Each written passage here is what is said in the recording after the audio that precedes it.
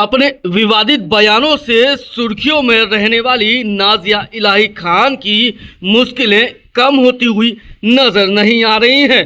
नबी करीम की शान में की गई अभद्र टिप्पणी को लेकर अब सशक्त पीली सेना ने उनके खिलाफ मोर्चा खोल दिया है।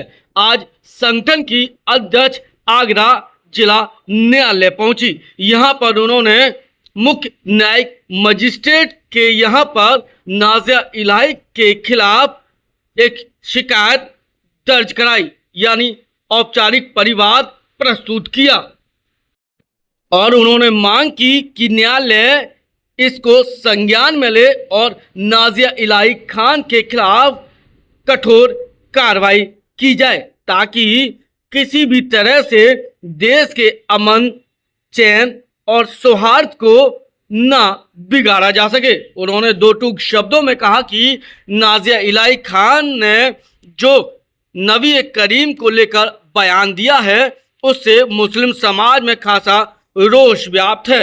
उनका कहना है कि नाजिया के इस बयान से देश का सामाजिक सौहार्द बिगड़ रहा है, उसके खिलाफ कानूनी कार्रवाई जरूर होनी चाहिए।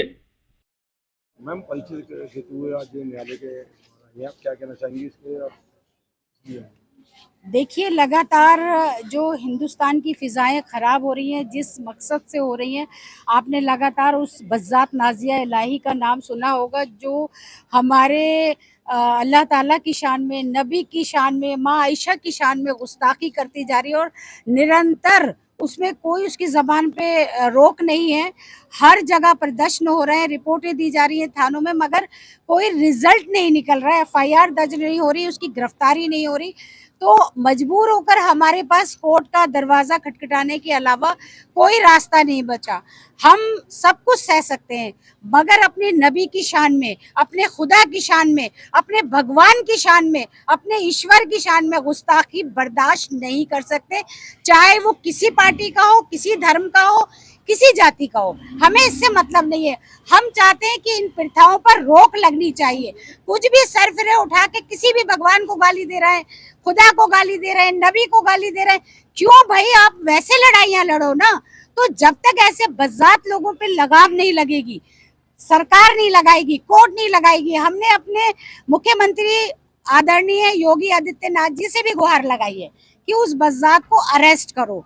नहीं होगा तो हमने कोर्ट का दरवाजा खटखटाया है। अब जो फैसला होगा कोर्ट का, वो लड़ाई हमारी आगे की जारी रहेगी। हम कमिश्नर के पास गए थे, कमिश्नर साहब को भी हमने आवेदन दिया था। उन्होंने कहा कि हम ठीक है, आपकी कंप्लेंट को मुंबई भेज रहे हैं। भाई, आप एफआईआर क्यों नहीं दर्ज कर रहे हैं?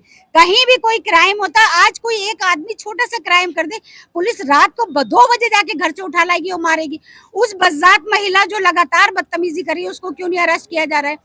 क्यों एक तरफ खड़ा किया जा रहा है? क्यों मुसलमानों के खिलाफ वो जहर उगल रही है तो उसको रोका नहीं जा रहा है? किस लिए? वो जिस पार्टी का नाम लेती थी उस पार्टी ने भी घोषणा कर दी कि हमारी पार्टी में नहीं है, फिर किस लिए? और जिस पार्टी का वो नाम लेती है, अगर हमारी भारतीय जनता पार्टी का नाम लेती है, हमारी भारतीय जनता पार्टी की ये भाषा शैली नहीं है। वो सबका साथ, सबके विकास की बात करते हैं, किसी को नुकसान पहुंचाने की, अभद्रता करने की इजाजत नहीं है। वो महिला तो मतलब मोदी के खिलाफ भी जी, वो महिला तो मोदी के खिलाफ भी है। उसने मोदी जी के खिलाफ बोला, उसने ममता बनर्जी के खिलाफ बोला, उसने हर एक बंदे के लिए बोला। ठीक है, वो इंसान है, मगर जब बात नबी की आती है, जब बात पैगंबर की आती है, बात जब भगवान की आती है, बात जब इस्लाम की आती है, हिंदू सनातन धर्म की आती है, तब हम उसके जूतम पैजार करेंगे और हम उसे बख्शेंगे नहीं। ये हमारा वादा है। जी, आक्रोश है और जगह जगह एफआईआर करा रहे हैं, धरना प्रदर्शन कर रहे हैं। क्या आपको लगता है कि उसके खिलाफ कुछ होगा? क्योंकि अभी तक तो कुछ हुआ नहीं है, इतना कहने के बाद। क्यों नहीं होगा? हमें अपने कानून पर पूर्णतः विश्वास है कि निश्चित तौर पर ऐसे अपराधियों को, उसको हमने बोला है, कानून से भी हमने गुहार लगाई है कि उसको रासुका उस पर लगनी चाहिए। मैंने मजबूर होकर, क्योंकि एफआईआर दर्ज नहीं हो रही है, हर जगह हर कोने पे एफआईआर के लिए लोग जा रहे हैं, तो अपने भाइयों से, अधिवक्ताओं से मैंने गुजारिश की थी कि आपको ये करना है और मैं यहाँ कोर्ट का दरवाजा खटखटाया है। देखना, ईश्वर ने चाहा, इंशाअल्लाह जीत हमारी होगी और वो सलाखों के पीछे जाएगी, रासुका लगेगी, उसकी जमानत नहीं होने देंगे। शाहिद नूरी आगरा से। मैंने आज एज ए क्लाइंट मेरी जो सवाना खंडेलवाल है उनकी ओर से मैंने 156(3) यूमिन जो आज वर्तमान धारा है, जो प्रेजेंट में जो धारा चल रही है 175(3) में मुकदमे के आदेश कराने के लिए प्रार्थना पत्र श्रीमान सीजम महोदय के यहाँ प्रस्तुत किया है, जिसमें धार्मिक भावनाओं को हाथ पहुंचाने जैसी धाराएं और 67 IT एक्ट की धाराओं का भी मैंने इसमें जिक्र किया है। तो अभी ऑर्डर में आने में कुछ समय भी लग सकता है, और आज जो बहस हुई और सिर्फ केवल पंजीकृत के लिए किया गया है, तो इंशाल्लाह हो सकता है ये मुकदमा पंजीकृत हो, क्योंकि सारे एविडेंस उस नाजिया इलाही के खिलाफ है।